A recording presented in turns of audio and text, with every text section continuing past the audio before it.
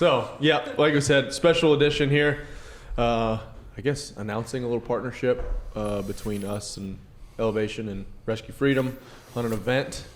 We don't really have a ton of details about it yet. We're working on the details, but we want to say pay attention. Coming January 11th, that's National Human Trafficking Awareness Day. There we go. Good to get the there we wording. Go. I was like, I don't want to screw this up, so I'm going to have him say it. But yeah, working on an event to bring some awareness with, we did a little short video upstairs. It's obviously a longer form of that, but talking about, at Mayhem here, our 4 pillars or our values: faith, family, fitness, and service.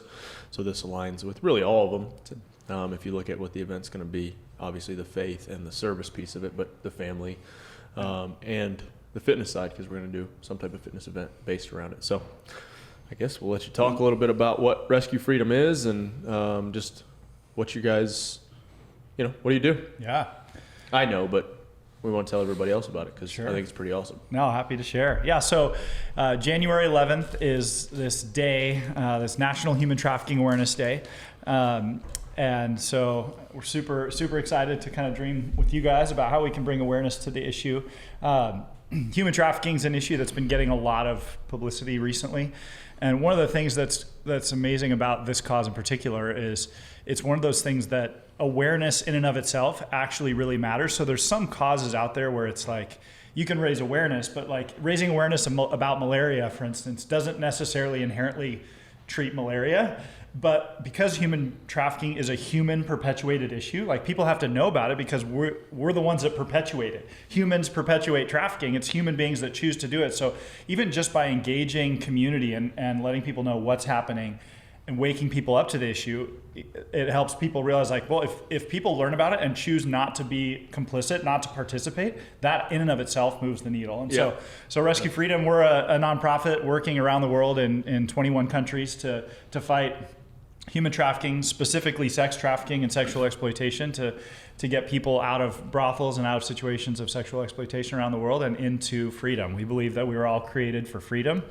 And so our goal is to help people live lives of freedom and be set free from exploitation. So well, you said 21 countries, yeah. But I feel like the part of awareness that's so powerful is that it's 21 countries and 100% the United States. Like cities all over. Yeah. So the U.S., we work in the U.S., and that's one of the things most people don't realize is like exploitation is everywhere. It happens in big cities, small cities, and so this is not like an overseas problem. This is a home problem too. And the other side of the home problem is that it's not just overseas people that are trafficked here. It's like the last study I saw, it was over 80% of sex trafficking victims in the United States are from within the United States. So it's a problem that affects our communities, not just people smuggled into the country. I mean, that happens, but it's domestic. I heard some incredible stats around like the number of people that have been trafficked that were in foster care at one point. Yeah. And I heard it was a person on our staff, Kathleen, was talking about it's an exploitation of people in a vulnerable state. Absolutely. So how do people get into that? Like what are the things? Foster care may be people transitioning homes or houses, not having people supporting them.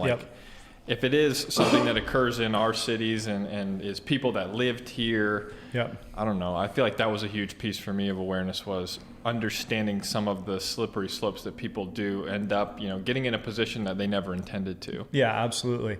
Yeah, that theme is a really critical one of understanding that traffickers prey on vulnerability. So, obviously there's been some mainstream, like Liam Neeson, the movie Taken that we've seen, and it was so popular. There was like a Taken 2 and 3 and 3.5 or whatever. It's the same. It's the same plot.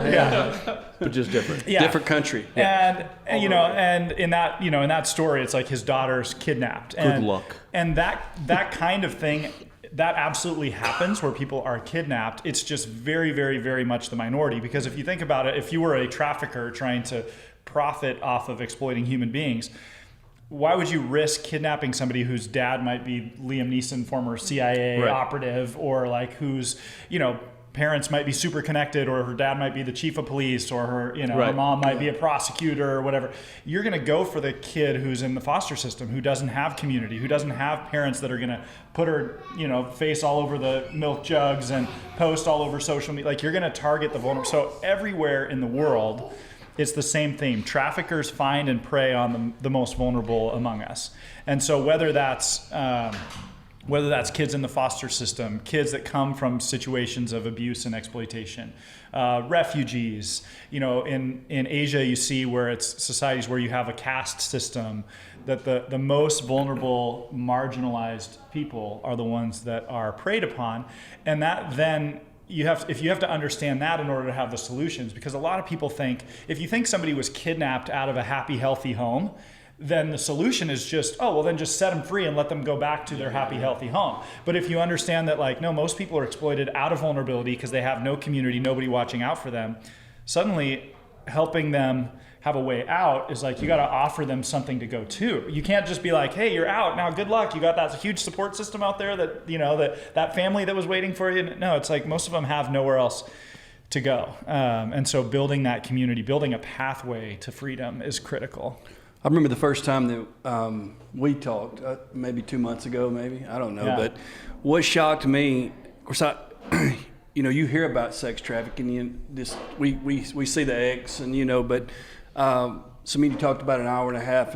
The magnitude of what's going on, like, in your mind, you're thinking there's a girl here and there's a girl here, but you made the point to me where you said that now sex trafficking is like has leapfrogged as far as volume and profitability higher than illegal arms trade. So Yeah. you have cocaine. I mean, you have drug trade as the number one, then Yep. sex trafficking is ahead of illegal arms trade as far as when you process that in volume of like what's going on, and then I'm sitting here in my car, we're on the phone talking, and I'm just like, I have a daughter, you know, you have a daughter, and I'm thinking, all these are somebody's daughter. You know, I mean, every one of these kids has a parent, and there's just like there's millions spread across the globe. So just maybe tell the viewers here like how big is the problem? Like, we know it's gruesome. We know it's gross. We hear about it, but the volume of what's happening. So as you mentioned, it's it's second only to the global drug trade. And that includes, so sex trafficking is one of the components of human trafficking. That includes kind of all forms of human trafficking, which can be traditional labor slavery. You know, it also encompasses something that is thankfully shrinking, but child soldiers, where like kids are kidnapped and forced to be soldiers, and you see that in Africa still.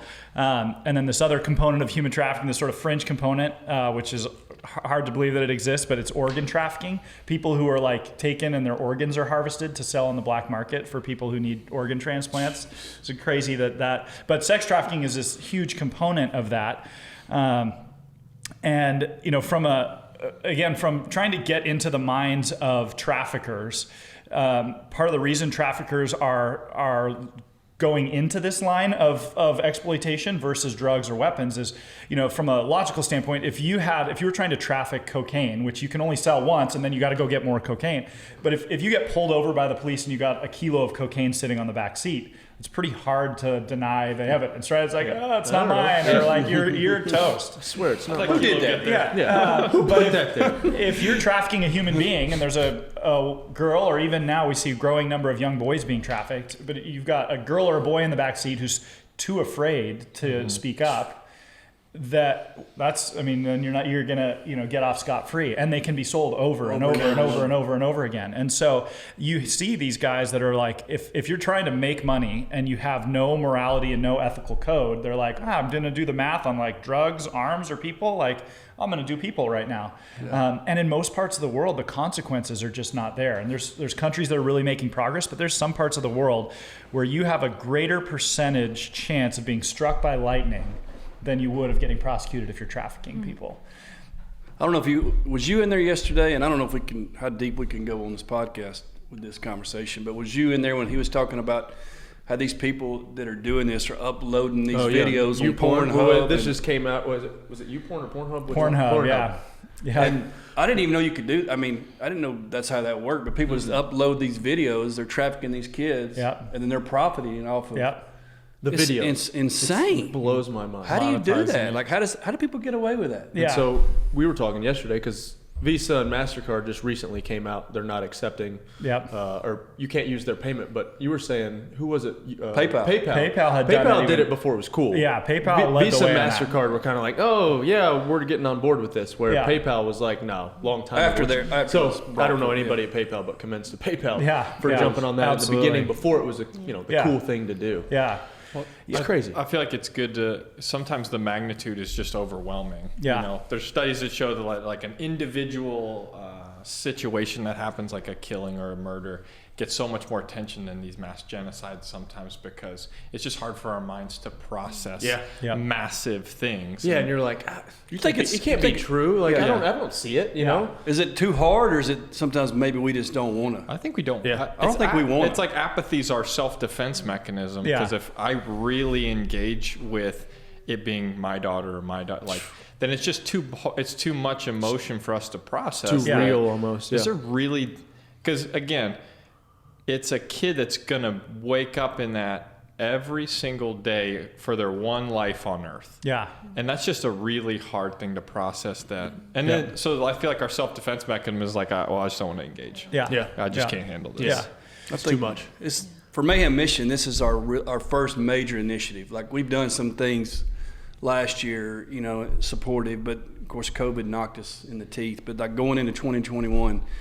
It's gonna be the first event. It's our first event, a major partnership with Elevation and you guys at Rescue Freedom, and like everybody here knows like I want to tackle it hard, because when we had that conversation and I thought about my daughter, that's really it just sank in. And you think about this, like here's the way to look at it, because if you're not affected by it, like sometimes you just kind of turn your head. But I thought to myself, like if it was my daughter. Like, where would I go? Like, how far? Because I remember one time I did this music, this little festival called Godstock, and it was way back in the day. But I got so disappointed because the first year I did it, there was like 500 or 600 kids, and 4 or 5 kids came down, to make a profession of faith. And I was like, man, I spent all this money. This is all that really happened. And this guy looked at me and said, well, what if God came to you and said, it would cost $1 million for your daughter to spend eternity in heaven? Would you come up with $1 million? Sure. I'm like, It's a great perspective. unbelievable. Yeah, I would sell everything I owned that my daughter has that freedom. And so, like, with that perspective, with your platform and our platform, I'm like, we can make a difference. Yeah, absolutely. I mean, if it's just that one daughter that gets pulled out, like, it's worth it. Like, if we work our butts off and we save one girl or one boy, like, that's somebody's daughter. Yeah, so for absolutely. me, it's a success. I mean, not to belittle just it's your daughter, or putting yourself in that perspective. It's a human being. being. It's not even like, obviously it touches me in a different, because I have kids. Yeah. But it's a human being. Yeah. Like Bears the even image of like God. not like I'm saying, not belittling. Oh, I it's, I feel it because it's my daughter. Yeah. It's because it's a human being. Yeah. Sure. Yeah. Like, it doesn't even matter, maybe they don't even have parents. Who cares? Yeah. Like, that's a human being that Yeah. people are taking advantage of. They're not in, like you said, we enjoy freedom here beyond measure. Yeah. And people are freaking out right now because they can't go outside their house because they're quarantined. Like, Yeah. imagine how Sure. much worse it is. Perspective. Yeah, which I would love to hear what Rescue Freedom, you talked Yes. about 3 different pillars and Yeah. how you guys are making that happen. Yeah, absolutely. And there's a couple of things that are actually written on the wall of our office that I think capture some of what we're talking about right now. Is one of the statements on the wall when you walk in is, it says, ending slavery one life at a time, is kind of this tension of like, how do we tackle this huge issue but never lose sight of that it's about the one. It's one human being at a time. Like, these are real, this isn't just an issue, these are real people. But then the other statement that for me is just this constant reminder is, we have the statement that says, it's not the injustice that drives us, it's the magnitude of hope. And I think that also captures this tension of the injustice of like the fact that this is happening at the magnitude that can catalyze us for action. But the reason that we're doing something is because we believe there's hope. Yep. We believe there's hope for those individuals. And And we have a great hope, and we've seen time and time again individuals whose lives are transformed. But there's also some really unique stuff happening on that macro issue level. Like, for instance, there was a time in history, for most of human history, slavery was legal in most parts of the world. And, you look at how most empires were built, whether you look in just normal history books, you look in the Bible, like slavery is intertwined in human history. And over the last 100 years, slavery is now illegal in every country of the world. And so there's like this human paradigm change for the first time in human civilization that the world has said, we're not okay with this. Now, there's a lot of places that aren't acting on that, but just the fact that we actually have a foundation to build on. Oh, hey, this is a bad thing. This is a bad thing. And so for us, one, that's super exciting. But we also see on one hand, there's more slaves than ever before, but we also have higher world population than ever before. So the percentage of humanity that's opposed to slavery has never been greater, if that makes sense. And so we're looking at it being like, we've got an army of people for one of the first time in human history that are opposed to this. We just have to take action. Isn't that the hardest part, though? I feel like that's the issue. Is the action. I mean, it's one of the reasons why we're excited, because you all are so action oriented. Yeah, absolutely. And want to add fuel to the fire, because it's this event opportunity hopefully gives us a way to start, because awareness brings action, hopefully. But just trying to think through, man, how do we intersect with people's lives who would just rather disengage? I mean, great that we're doing this and we're talking about it, but man, it's just in our 5-second news world, people scrolling all the time, just tragedy after tragedy after tragedy. It is so hard to get people to stop and take a cause on, to think through what can I change in my life. Absolutely. I want you to answer that question, but also what are someone like average Joe at home sitting, what's the first thing they should do to help? Yeah, so the awareness piece really matters, is learning about the issue. Because one of the reasons trafficking happens, and people often have this idea that it's only perpetuated by bad guys in trench coats, like the worst of the worst pedophiles. Well, part of the reason trafficking happens is because, we talked about Pornhub. Pornhub is the biggest porn site in the world that's full of trafficking and exploitation. And a huge percentage of everyday human beings, guys on college campuses, are telling themselves no, this is boys will be boys. No, I would never participate in trafficking, but I'll engage in Pornhub and I'll consume this content. That story you told this morning was insane. We probably don't need to say that, but we'll talk. Just how the numbness, of the whole industry of pornography has became how people now, it's just accepted. In that class you taught, there's it's people are accepting it as part of the culture. It's just something that we're entitled to. We're entitled to. I told Brian the story this morning. I spoke in this university class about and it was a business ethics class. This is crazy. And I talked about the connection between human trafficking and pornography, and how you can't consume it without engaging trafficking and exploitation. And so the first question, when I opened it up for questions, was this guy, and this was a big class, co-ed class, and it just says a lot about culture, I think. And the guy was raised his hand. He's like, well, dude, this is whoa, I didn't know all this. And he's like, so, I'm a guy, so obviously I'm going to look at porn. So is there a web, do you have a list of websites with good, ethical, fair trade porn where I could exploitation free pornography? Cause coffee. And so, and on one hand I appreciate dude, at least he's willing to ask the question. But it also showed there was some no wholesome porn? No remorse. It's called there's a term called slacktivism, which is it's the way culture has been able to take this. We don't want to feel bad, and it says, well, I need to numb you feeling bad, so let me give you a product that now less bad. Now you feel like you did a good job. It's watch this show instead of this. Here's a paper straw. You are really changing the world. And all you had to do was buy coffee from us instead of this place, or watch this porn instead of that porn. Instead of saying, the real things that you're talking about, donating, getting involved, getting trained, the real How things. How can I be less bad instead of actually helping me? Minimum amount of effort, and I want to feel like my life has so much purpose. And absolutely. Wow, this is insane. I was shocked. So I think that learning about it and starting with, I mean, this might sound like an obvious one, but like starting with not participating in trafficking and exploitation, that's actually a huge deal, because again, this is an issue that humans created, right? Which is part of the reason I think we can do something about it, because this is not perpetuated by like mosquitoes or some mystery virus that appears out of nowhere. Like this is 100% a decision of mankind to exploit. So every human being that says, I'm not going to participate, that really does move the needle. So I think that's stage one, is learn about the issue and don't participate in the issue. And then be a community of people that protect the vulnerable, that identify. Like that's one of the things I love about CrossFit is I've seen CrossFit create community for people who had no other community. Right. And a lack of community, an absence of human connection is one of the number one things that makes you vulnerable to trafficking. Because you have nobody to protect you, nobody to watch out for you. You're looking for, like what I hear from law enforcement is like the number one thing stateside is people who are looking for love in the wrong places. Yeah. And they're desperate and they're looking for affirmation, and the trafficker finds them and promises them the world at first, promises them belonging and acceptance, and then the nightmare begins. Also, I don't want to, I want to make sure that we get it in the podcast that obviously awareness is a big deal. Like we need to know, everybody needs to be educated. 100%. That is the first step.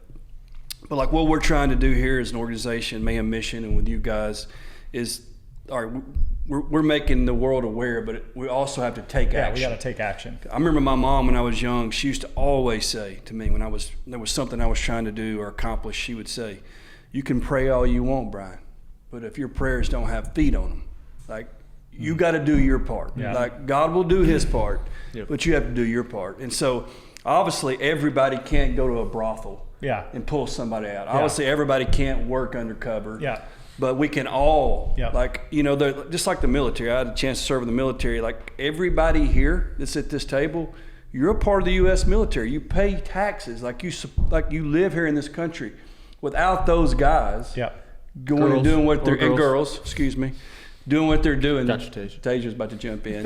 Like we don't have freedom. Like you know what I'm saying? Like they are our first line of defense, and so that doesn't come for free. So like when you're paying your taxes and you're all mad, and frustrated, you just think about there's somebody in Afghanistan, there's somebody in Cuba, or there's somebody here who like standing up, like locked and loaded, to defend our freedom.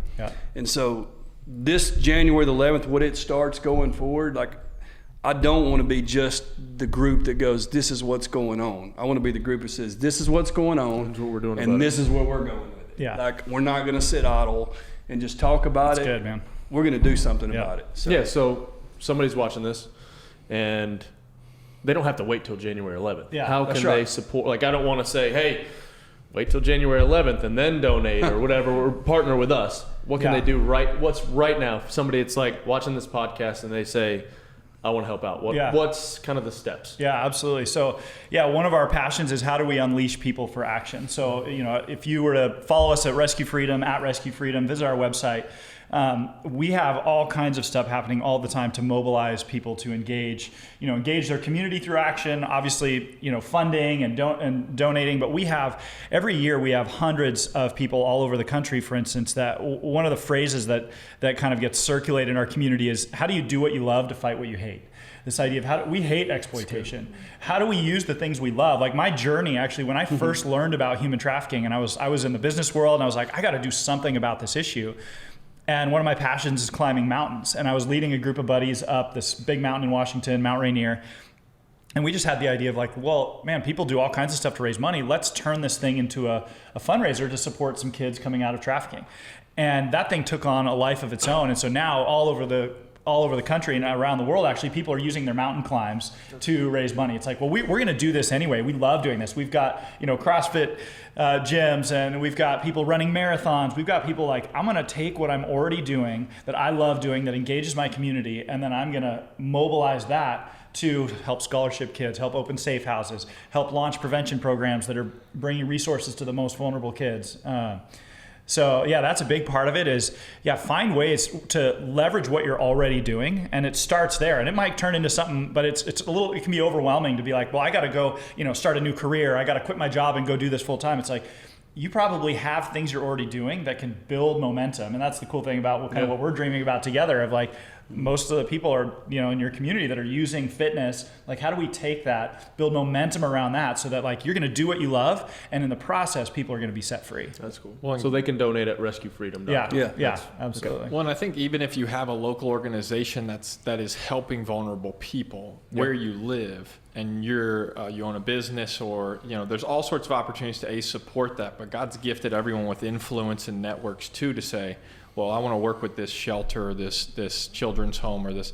Two, I want to employ, or I want to take interns, or I want to again, if these situations often arise from an exploitation of vulnerability, then how do we remove? And I'm passionate about the Christian community needs to grow in its reputation for this part, where yes, you got out of trafficking, or yes, you got out now. What's next? Or you chose to have your child. You chose to go through this. We're going to be the ones that support you with jobs. We're going to be the ones that support you with the food you need, the entry into a first home, I want to have that reputation for the church and the community. I think that's one of the cool things that you were talking about yesterday. It's not just going in on operations or busting up rings. I don't know if it's the proper term, but that's what I think of. Yeah. And then I watch too many movies. But it's the fact that you guys have, houses for survivors and are getting them back in community. It's not just, all right, you're free. Yeah, here you absolutely. go. And so they fall right back into the same pattern or same vulnerability like you're talking about. I think that's one of the cool things. Can you talk a little bit about that? Yeah. So I mentioned we work in 21 countries, and what we try to do in those places is part of the secret sauce, and it kind of comes back to, you asked earlier about like those three components. So part of the secret sauce of Rescue Freedom, and part of the reason we launched, was seeing that I was climbing these mountains and supporting different organizations, and saw there were a bunch of organizations trying to recruit Americans to like move overseas, learn new languages, learn the culture, to try to go do this kind of work. And I was looking at it from the business lens of like, if we've got the fastest growing criminal enterprise on the planet, we can't solve it by trying to put Americans through like a 4-year language school and then send them somewhere where they don't know the language, they don't know the culture. Let's find the people who are already on the ground, who are literally giving their lives to serve this population. And then let's basically scour the globe to identify who's doing it, who could we accelerate doing it at scale, and build this global network of people working together. And then to make sure that it's a holistic, because if you're only focused on getting people out, then it's a never-ending cycle. The traffickers are like, yeah, fine, you take them out. Like if the odds of getting punished are like getting struck by lightning, I'll just go get another girl. It's like drugs or alcohol. It's the same thing. If they don't have anything to connect to, then it's going to happen again. Yeah. And so what we realized was like, one, you gotta have a way out, then you gotta have a way forward. But what we realized is that ecosystem of like the safe house. So we have over 40 safe houses in those 21 countries. Wow. But then from that, and it's right now, we're averaging I think about 12 a week that are coming out through rescues, and so almost 2 a day. Come on, man. But what happens is those people find hope is that like politicians and law enforcement, typically they only have the resources to allocate to the most pressing like criminal activity. So it's like if there's a bunch of murders, they're going to have a murder investigation unit. But like when there's no survivors in a community, it's easy for the politicians and the law enforcement to say like, we don't have resources to prosecute traffickers because there are none. Like we don't need, it's not a problem here.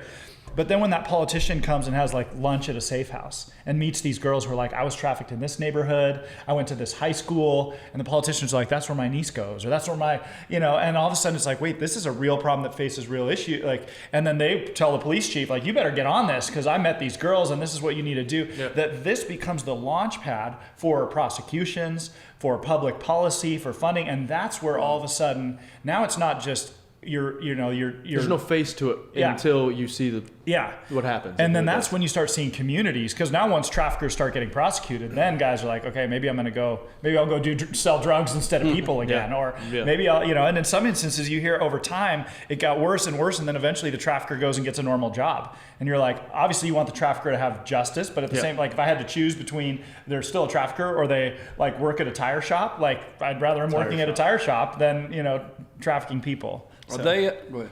Somebody. As far, I know this is not what you do, but on the justice end of it, what's going on with the guys that are doing it? Like, it's one thing to get these girls out, or get these boys out, or whatever, and you're taking them through this rehabilitation process. But the people that are actually committing the crime, like who's fighting that battle? Yeah, like who's going after these guys, like these dirtbags? you're not going to do this anymore. Yeah, absolutely. So we do some of that work as well, and there's two components to it, right? There's the traffickers, which are most often men. So there's those dirtbags, and then there's the buyers, the guys that are purchasing. Dirtbags too. Dirtbags as well. Yeah, exactly. Dirtbags. And then what we see with that group is part of the problem, again, that this is such a huge issue, is that it's not just these. I mean, I had a trafficker who spent a huge chunk of her time trafficked in Vegas. And, Vegas is the epitome of boys will be boys culture, right? Like what happens in Vegas stays, it's like promoted mainstream. It's like the wink and the, when a guy tells you he's doing his bachelor party in Vegas, you're like, wait, and she spent like 6 years trafficked there. And what was interesting is talking to her is she actually had this sense of compassion for these buyers, because she's like, what was so heartbreaking is like a lot of these guys that were buying me and they didn't know that I was being trafficked, they were there thinking they were like participating in the Vegas experience, that they were actually trying to be kind to me as they gave me money and exploited me. And she had this like weird sense of compassion of like, they bought the lie so much that they thought that they could be a good dude, like just college buddies hanging out. So this lie that it's only perpetuated by these pedophile trench coat wearing, sketchy dudes that, it's the reason it's so prevalent is because it's perpetuated by a bunch of people who think they're not part of the problem. And so, one of the things, and I love you guys have this verse on the Mayhem Mission's site, Micah 6:8. It says, act justly, love mercy, and walk humbly. And that verse, like for me, that verse kind of turned my life around, because when I first encountered this issue, my reaction was like justice and so my inclination is honestly to like love justice. And to be like, I don't know about mercy. Like I love justice, mercy, but I think that combination of like doing justice, acting with justice, understanding that that's something we're called to do. We have to do justice. The thing we should actually love is mercy. Like we should actually love. Like there was a situation recently in Colombia where this girl was trafficked. And it was horrific. Like her trafficker was a monster, and he had put a hook in front of the door and said, "At the end of this, that your life is going to end on that hook. You're going to hang yourself, or I'll hang you at the end of this, and this is where it's all going to end." And then he exploited her horrifically. She ends up getting out, gets the trafficker put in prison. Trafficker goes to prison. She goes through a restoration program. She ends up just in the midst of the coronavirus. She actually launched a program, another safe house with us. But her trafficker goes to prison, does his time, and comes to faith, and like encounters Jesus, and his life is turned upside down. And in the process of that, he actually becomes the prison chaplain, and is actually going into the prison now that he's out. And he's also supporting this new safe house. Like now, obviously you're not going to have a former trafficker like doing trauma therapy for victims of like, you're not going to, you have to do the justice. Yeah. But like, that for me, it was this challenging, like I just wanted justice, but realizing like, yeah, we have to do justice. But the thing we should actually love is when there's mercy. When they change. When a college frat boy who thinks he's going to Vegas because it's boys will be boys and there's no consequences, and he doesn't know he's buying a trafficking victim, that it's like, yeah, I want him to wake up. I want justice. I want that guy, like, I don't care if you knew or not, you participated. But at the same time, like what I actually want for you is to wake up and have your heart changed, have your life changed. Because most of those guys, they don't actually want to be somebody who enslaves someone else, who lives a life like they deep down. I think we all want the same. We all want to be loved. We all want community to belong to. We all want freedom. And so part of that is like, man, we have to do justice. And I've seen some people, sometimes in the humanitarian space, people are like, oh, we're all compassion. We don't do the justice thing. It's like, no. We have a mandate to do justice. Bad guys need to be put behind bars. But the thing we should love, like the thing that actually our heart loves, we do the justice, but man, do we love the mercy. And that's when we can actually do that third part of walking humbly, because we understand that like there's this part of all of us somewhere that needs mercy. Right? Like if we think that we get to be the ones like, well, I just, mercy. It's like, if we don't understand in our own brokenness, the times that we've hurt, where we've been selfish, we've hurt people in our lives. Like we need that mercy too. Sure. And if I only get justice, like I'm hurting too. Like I need, and so that's what enables us to kind of walk that humility out, I think. Well, I think taking a different even route back to Godstock, even those 4 kids, like let's build up the boys when they're boys before for sure. It adds some urgency to like being parents, being you know, I mean, it starts absolutely. there for us. Like for me, that's where I'm at. You know, like 100%. being a parent's hard, but like be a parent. Yeah. You know? Yeah. Well, and again, it's a belief in the gospel that we know the way, we know the path, and we're going to live on that, and that adds some urgency to your work every day. The people that come through your gym, the platform God's given you. That well, you know, we're choking the problem like every single day. The people we encounter, the people listening into the storm, those are opportunities to get them before they got to be changed in prison. You know, absolutely. It's an urgency to what we do For sure. Yeah, it's good, man. What is good? We got anything else? We forget anything that we haven't asked you? You got anything else you want people need to know? Do you want to talk about the idea that's coming up for January 11th? Tasia, do it. You do it, Tasia. Come on. What's the idea, Tasia? What's the Well, we concept? don't have all the details, but we're going to be doing a workout. Yep. Rich and I are going to write a workout that you can do at your gym and just help build awareness for Rescue Freedom. And Elevation's going to help us with some of that stuff. So, 100%. yeah, I don't know if there's more details you got to throw at it, Brian. I think January the 11th is going to be, you know, where we're going to like publicly try to bring awareness to you guys. I mean, we're doing it now, but and we'll continue to do it.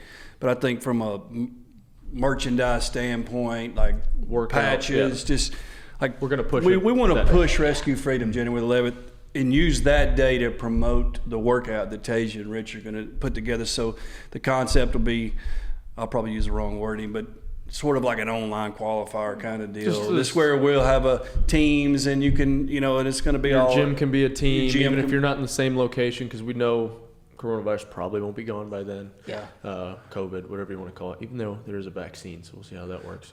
People don't turn into zombies, but So the 11th is the we'll announce that on the 11th we'll announce the day that the workout will take place, which will probably be a few months further out, just so it gives everybody time to. And we really want to use this time to, you know. it might be even on. We talked about on January 11th, just a body weight workout that kind of leads into, you know, was it June 30th?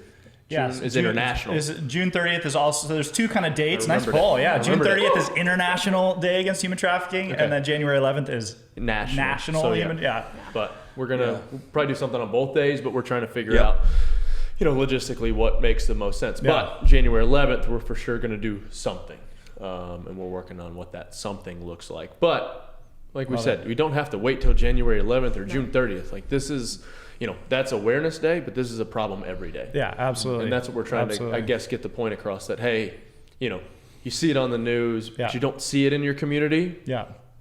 But it's in your community. It's in your community. It's in your Absolutely. Yeah. It's not going anywhere off of Mayhem Mission platform. No. Like, Yeah. we're gonna, you know, we shot a little video at the barn. Like we stand against sex trafficking, and that's not going to change 2 months from now. Yeah. This is not a fad. No. You know, this is a legitimate problem, and I feel like from a year ago when me and Rich had these conversations, God has placed him.